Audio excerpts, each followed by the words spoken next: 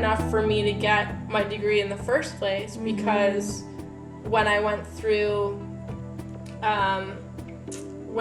schooling, OSAP looked at ODSP as income for education. Oh my goodness. So even though they saw the raw amounts, and that was before any of the increases happened, so I was earning the average amount, but it was still it's not really big. They tried to give me loans. And I couldn't take the loans because there was no way I could pay them back. They wouldn't even give me a grant, and I'm on welfare. I'm on social assistance. I don't know how someone gets a grant if they aren't on social assistance. So none of it was covered. And that's a huge thing when you're looking at possibly furthering your education. I would like to go into a master's and get into a job, but I'm not able to do that because I don't have the financial resources and someone looking out to say, hey, look, we'll give you some extra opportunities to go further. Employment wise, has that been your experience just generally as well? You've never found that good job because of the fact that the education was lacking? True. Very true. I just haven't found that good job. I've worked as retail, mostly retail.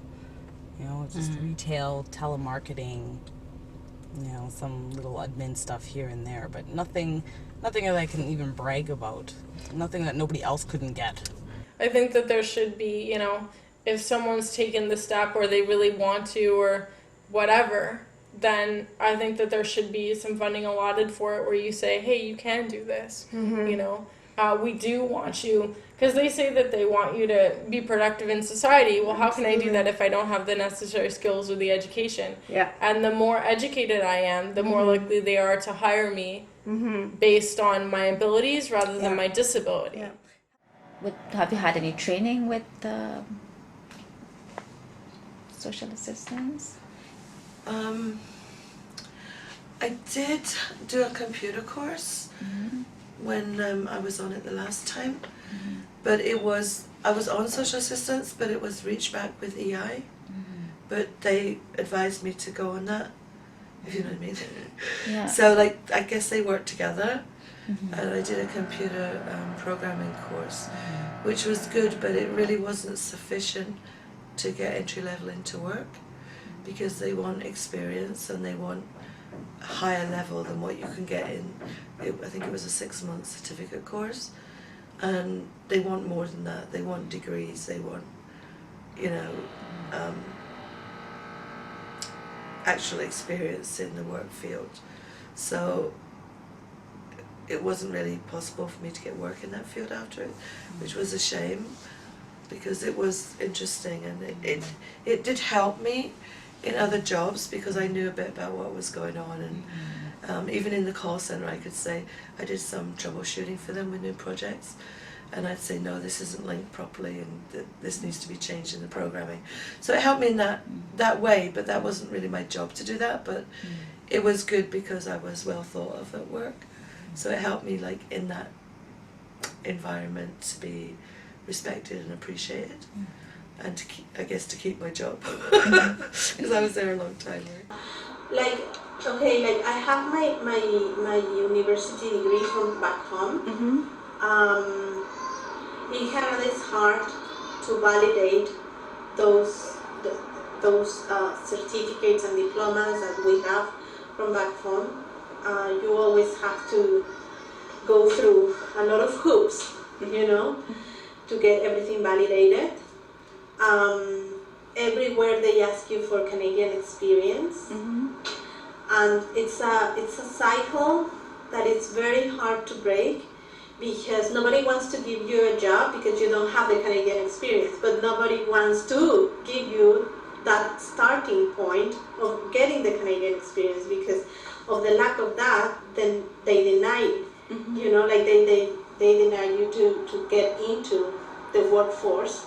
So to overcome that, it's extremely difficult, and in my case it took me years, just jumping from volunteer to another volunteer to another volunteer, but never getting a I was wondering, have you had experience working as the speech pathologist back home? Did you actually work as a pathologist? Yeah, back home, yes. Yeah, I used to work in hospitals with children with learning disabilities and deaf children also. So none of those experience has been considered in here? No. No, okay. no. I used to volunteer at the very beginning. I was volunteer at the Centennial for Autistic Children, Centennial Center for Autistic Children. But I was just volunteering, and it came to the point that I realized that I was never gonna be taken in consideration to work. And with this very little money from Ontario Works, you cannot be volunteering the whole life. You need to get money, right? So I just have to give up and move into something else, which it was the non-profit sector. Volunteering in community center. I was volunteering at the North York Community Health Center. I was volunteering at Community Action Research Center. I just started, volunteering somewhere else and getting some other kind of experience, which it was not my field, but something that I knew it was gonna lead that into a job, right, in the future. But they have another services for helping you for employment sections to help you. Have you been using any of those? I asked them that how you help me to find a job. They said there is some resources that you can read. And I said I have internet at home and I know English and I can, study at home. And what is the point that you have, college employment center here?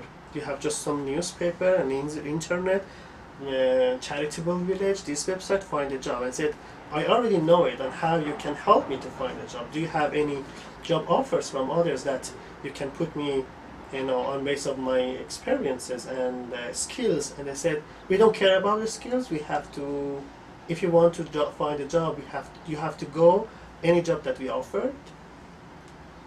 And I said, I consider myself quite experienced, and I'm expert witness in most of the courts for refugees, and I'm not gonna do anything. And because I would like to work in some human rights organizations, and if you don't help me, I was waiting, and I will wait for those time that I can find this job. Sadly enough, my story began, I think, downward towards, just surrounding myself with poverty was my first initial meeting with my caseworker. I believe maybe I was very young. I was only 18 years old, and I went into her office with such high expectations. Basically, I come in, the intake process begins, she's asking me questions, feels like an interrogation, but she asked me what my plans were. How is I going to support this child, which, was a legitimate question. But when I told her that I was very intelligent, and I did really well in school, and I felt like I wanted to go to university, it was a dream of mine, she just cut me down. She's like, whoa. You can't go to university. You have a child.